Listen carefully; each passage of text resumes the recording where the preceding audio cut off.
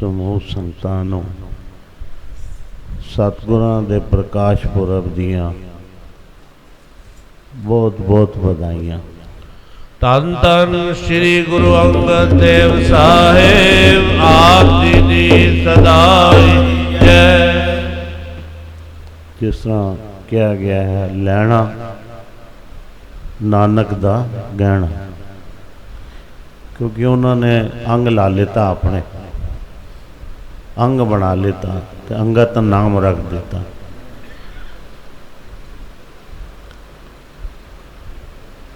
सतगुरां दा इतिहास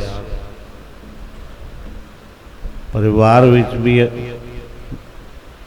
गुरु नानक पातशाह जी का अपना परिवार भी सी, बच्चे भी सन, लेकिन इधर जदों मेल होया सतगुरां नाल आपस विच, क्योंकि ये पहले जिहड़े सन दुर्गा दे उपासक सन, लेकिन कन्ना च जदों सतगुरां दी बाणी दी आवाज़ पई ना, तो चित किया कि मैं भी उन्हां कोल जावां। तो सतगुरां कोल फिर जदों गए तो उन्हां दी मधुर बाणी सुन के फिर उत्थे ही टिक गए, उत्थे ही रह गए। तो उन्होंने फिर जिस तरह पहले भी आप जी ने सुनिया कि करतारपुर साहिब में 7 साल लगभग रहे, तो वो गुरुओं कोलों बख्शिश जड़ी प्राप्त की परिवार दे होंदियां होया भी, क्योंकि सतगुरां ने परिवार दियां भी ते गुरु अंगद साहब जी दियां भी बेअंत परीक्षा लेतियां, क्योंकि कुछ काम ऐसे होंदे सन जिहड़े छोटी जात वाले करते सन। तो गुरु महाराज ने सानू जात पात तो सदा ही उत्ते चुकया, क्योंकि गुरु नानक जिहड़ा आया है वो कहते हैं ना सी कल तारन गुरु नानक आया, तो ये सारे जग नूं तारने वास्ते आया गुरु नानक पातशाह। तो वो जिहड़ी चलती हुई है अज भी गुरु महाराज की बख्शिश, तो उहदे विच जो पढ़ाई उन्होंने सिखाई, ऊच नीच की हुंदा है, उस तरह असी किस तरह बचाव करना है, तो उस वक़्त उसका बचाव किया गया। ऊच नीच तो बचाया, अपने बच्चों को जिस तरह कहा कि मैला साफ करने वास्ते या मरी हुई चूहिया बाहर सुटने वास्ते, तो परिवार ने कह देता कि ये साडा काम नहीं हैगा, असी उच्ची जाति दे हैं। लेकिन गुरु का हुक्म मन के सतगुरां ने, गुरु अंगद साहब जी ने उसकी परवाह ना की, तो उन्होंने वो कार्य जो हुक्म सी वो किया।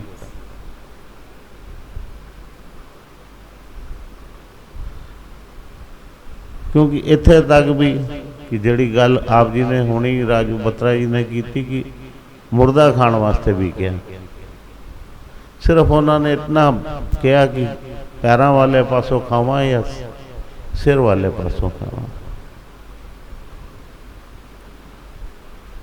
तो देग मिली कड़ा प्रसाद दी। तो ये चीज़ां होर चबूतरे भी बनाने, उहदे विच भी मतलब परिवार ने कहा कि जिस तरह होंदा ना, असी एक बड़ी सीधी जी गल समझी है कि पाण वास्ते जिहड़ा होंदा ना, जिहड़ा प्यासा होंदा ना कुएं कोल जांदा है, कुएं नूं कोई लोड़ नहीं होंदी।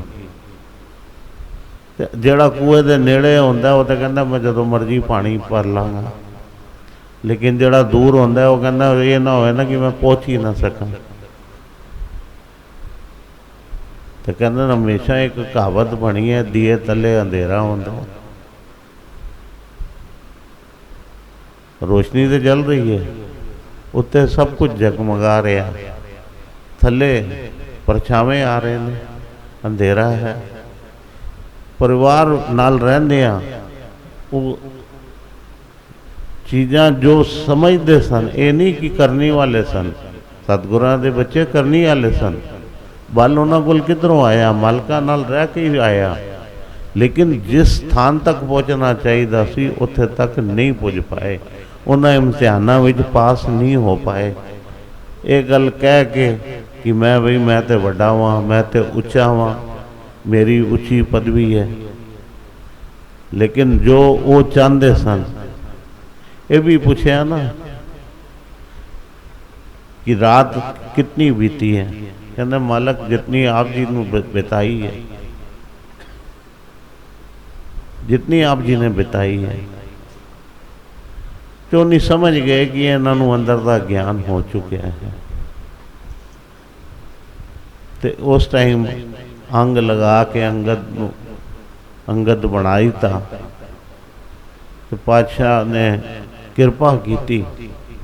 फिर उस तो बाद खंडूर साहब की भी स्थापना जिहड़ी हुई वो सच्चे पातशाह ने की। गुरमुखी की शुरुआत भी सच्चे पातशाह ने की। और सब तो उच्ची ते वड्डी गल, इस्त्री जात नूं सब तो नीवा मनिया जाता सी। घर की चार दीवारी तो बाहर निकलने की इजाजत नहीं सी। किसी फंक्शन में किसी जगह ते आना जाना नहीं होता सी। लेकिन उस वक़्त गुरु महाराज ने कहा कि इस्त्रियां नूं भी बराबर का दर्जा जड़ा सी उस टाइम शुरू होया। अज तो 500 साल तो उत्ते हो गए।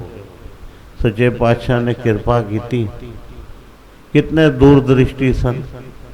असी तो अज रौला पाने कि बराबर का दर्जा दिता जाए, तां ते शुरुआत भी नहीं हुई सी। तो उस वक़्त फिर सत्संग जड़ा सी ना आना जाना, ये जड़ियाँ बीबियां माइयां बैठियां हैं ना अज मौजा मान रही ने, तो शुरुआत जिहड़ी हुई एक खुल उधरों हुई। तुसी वेखदे होगे काफ़ी कुछ चीज़ां जड़ियाँ अज भी समाज है ने, हुण तक सी, हुण तो घटदियां जा रही या खत्म हो जा रही ने। अपने साखियां भी सुनिया सतगुर संगता साहब जी का जो इतिहास आंदा है, क्योंकि वो श्रवण कराना कि उस टाइम तक भी मतलब ये नहीं सी कि बीबियां बाहर ते आंदियां सन, लेकिन जदों सतगुर नारायण दास साहब जी का विआह होया ना, सतगुर साधू राम साहब जी का विआह होया, तो बरात सिर्फ जितने मर्द लोग सन हो ही गए सन। बीबियां सारी घर में सन तो घर इंतजार कर रही सन। ये नहीं कि परिवार नहीं जाना होंदा सी, लेकिन ऐसते ऐसते छूटां वधियां चलियां गईयां। साडा समाज जिहड़ा मिलवर्तन अज असी साडे विच है, ये शुरुआत उस टाइम हुई। अज जिहड़ा माइयां भी हर जगह ते असी विआह शादियां हर जगह ते वेखने आ, दुखे सुखे ये चीज़ां तो असी आम वेखियां ने, हुण तक भी चलदियां ने कि किसी दुख विच बीबियां घरों बाहर शमशान तक नहीं जांदियां, जेंट्स ही जाते हैं। जिथे जांदियां ने ये गल नहीं है, लेकिन ज़्यादातर हुण अक्सर वेखने नूं मिल जाता है कि हर जगह ते छूट होंदी जा रही है। तो ये चीज़ां जड़ियां सन ये सतगुरां दियां देन दित्तियां होईयां। गुरमुखी दे अखर ये सारे शुरुआत उन्होंने की। मतलब गुरमुखी नूं ये समझना, ये नहीं कि बाणी लिखी गई। उस टाइम कोई इहो जी पढ़ाई नहीं सी, कोई लिपि नहीं सी कोई जिन्हों लिखिया जाए। तो अपने सतगुरां ने लिपि बनाई, गुरमुखी अखर पा के ते गुरमुखी की शुरुआत की। शिक्षा भी दी। उस टाइम इतना थी कि उन्होंने साधारण समझ सी। इतिहासकारां ने जड़ा पढ़ो तो लिखा है कि कुश्ती दियां भी उन्होंने की कहते कुश्ती के मैच जड़े होंदे वो भी करवाते सन, क्योंकि व्यायाम सी। शरीरिक जड़ा सी कहते आदमी तंदुरुस्त किस तरह रहेगा, ये चीज़ां भी उधर शुरू हुई, क्योंकि साधारण समय सी। अज तो जिम भी खुल गए, सब कुछ खुल गया। आदमी कहता किथे भी जाके मैं कसरत कर लाँगा।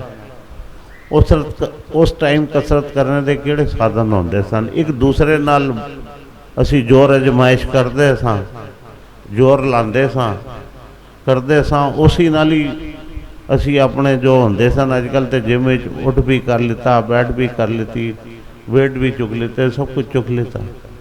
ये उस वक्त वेखो कि शरीर नाल एक दूसरे दे कुश्ती जदों करनी तो वजन नूं भी उत्ते आना, उहदी पकड़ भी आनी, हर चीज़ आनी और फुर्ती भी आनी। क्योंकि कुश्ती जदों तुसीं खेडोगे तो दाव पेच भी लगते हैं। क्योंकि जदों कुश्ती प्रतियोगिता होंदी है तो हार जित भी होंदी है ना, तो दो जिथे होवन तो एक आदमी कहता मैं जितांगा, तो उहदे च बल प्रयोग होंदा है।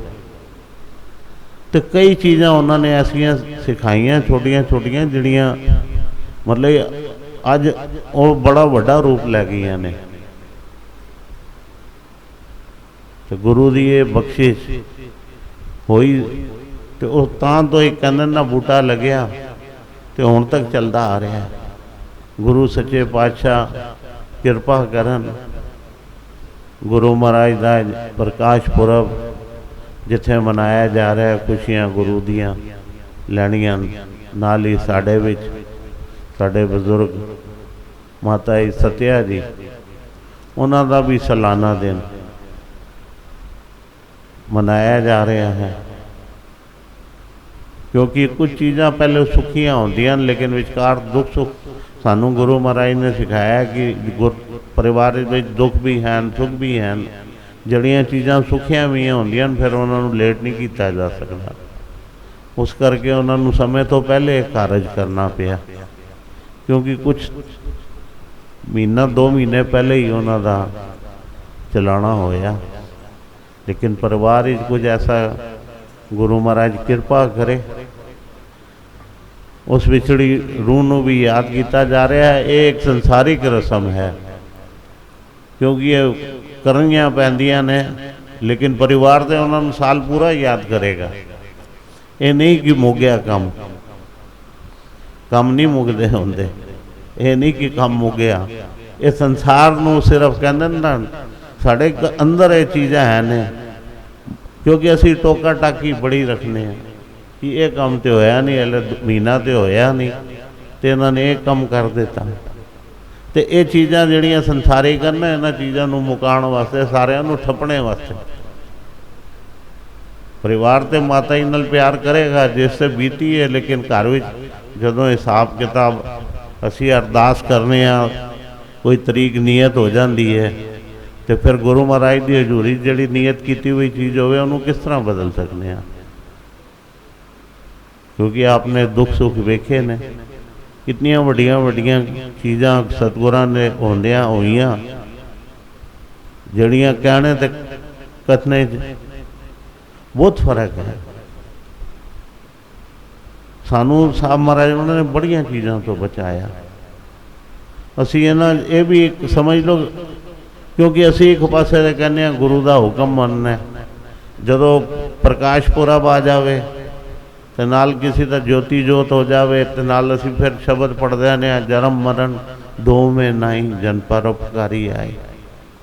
लेकिन गुरु महाराज वास्ते तो असी करने, लेकिन सानू भी एक चीज़ समझनी चाहिए। परिवार है ये साड़ा इतना बहुत बड़ा, ये दुख भी लगे ने सुख भी लगे ने, सारिया चीज़ां निभानियां पैंदियां ने।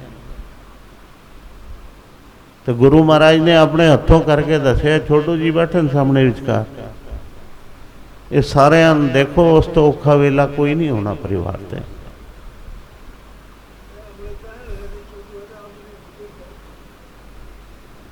इस तो औखा वेला कोई नहीं होना जिन्होंने महसूस किया।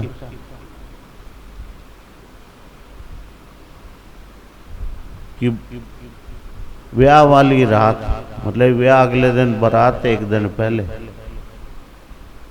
माता का चलाना करना, सगन की रात जिन्हों असी कहने मेहंदी की रात, उन्होंने विच बैठे। जिस दिन बारात सी उस दिन अमृत वेले उन्होंने स्वाद छड़ देते। लेकिन सतगुਰਾਂ ने क्या, सच्चे पातशाह सतगुर सेवा राम जी ने, कि असी किसी भरमां च नहीं पैना, किसी भरमां च नहीं पैना। ਜਿਹੜੀ चीज़ नीयत हुई है, जिस तरह नीयत हुई है, थोड़ी जी उन्होंने सादगी नाल कर लवांगे, लेकिन उसी समय होएगी।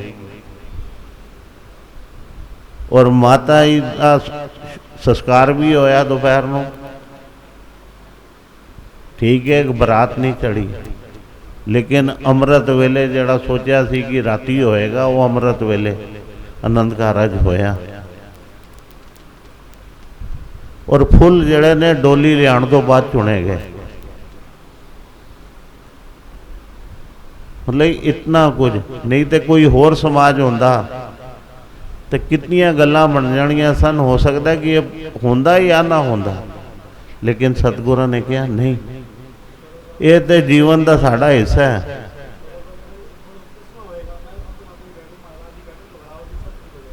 परिवार का जदों मैं फोन किया, गुरचरण लाल जी नूं तो नहीं पता, क्योंकि जड़े इन्हां दे सांडू सन वो मेरे मित्र सन, तो फोन दास ने ही किया।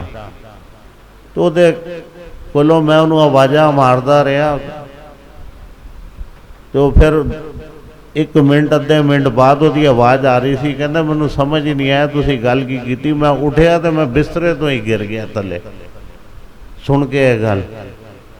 मैं क्या घबराने की कोई गल नहीं, साहब महाराज उन्होंने हुक्म किया कुड़ी वालियां नूं कहना चिंता ना करन किसी प्रकार की, लेकिन तुहाडा परिवार जरूर शामिल हो जाए, लेकिन कुड़ी वालियां नूं कहना उन्हीं नहीं आणगे, क्योंकि तुसी विचकार हो तो आके अपने हत्थां नाल सामने एक तसल्ली हो जाती है, कोई बहाना तो नहीं या कोई गल तो नहीं। सारे कारज उन्होंने आप विचकार खलो के साडे नाल कीते। ये सतगुਰਾਂ ने, और पता नहीं दुनिया ने कितना कुछ किया, की हो सी की होएगा नहीं होएगा, लेकिन सतगुਰਾਂ ने ऐसी कृपा कर देती कि वो समझा देता कि कितना भी दुख आ जाए, जड़ियाँ अरदासां हो जांदियां ने, नीयत हो जांदियां तरीका, वो फिर तरीका बदलियां नहीं जा सकदियां, वो तरीका बदलियां नहीं जा सकदियां, क्योंकि गुरु महाराज को हुक्म मंगया। फिर असी अपनी सहूलियत नाल, अपने दुख सुख नाल वो तरीका अगे पिछे कर दिए, तो फिर गुरु के हुक्म की उलंघना होती है। तो उलंघना नहीं करनी, उसका हुक्म जब असी कहने कि गुरु महाराज का हुक्म है, उस चीज़ को मनना है। अज खुशी का दिन मना रहे हैं, नाल देखो बराड़ी आ गई, कितने वो सी भी कमाई वाले बजुर्ग, गुरु ने कृपा की, आज गुरपुरब देता उन्होंने, बराड़ी तो बहाना बन गई। मतलब खुशियां नाल खुशियां रला दित्तियां ना सतगुਰਾਂ ने। घर में खुशी आई सी ते एक खुशी वाले दिन उन्हों का दिन मना रहे हैं, तो खुशी नाल खुशी मिल गई। गुरु महाराज कृपा करे, अगों भी उन्होंने परिवारां च भी सुख शांति बनी रहे। गुरु कृपा करे, इतनियां एक हाजरियां प्रवान करो, तो सबनों एक बार फिर सतगुਰਾਂ दे प्रकाश परब दियां बहुत बहुत बधाइयां। आप जी दी सदा ही जय। धन धन सतगुरु भगवान दास साहेब आप जी दी सदा ही जय। धन धन सतगुरु सेवा राम साहेब आप जी दी सदा ही जय। धन धन साहेब संत माता जी आप जी नूं कोट कोट नमस्कार। सतगुर सेवा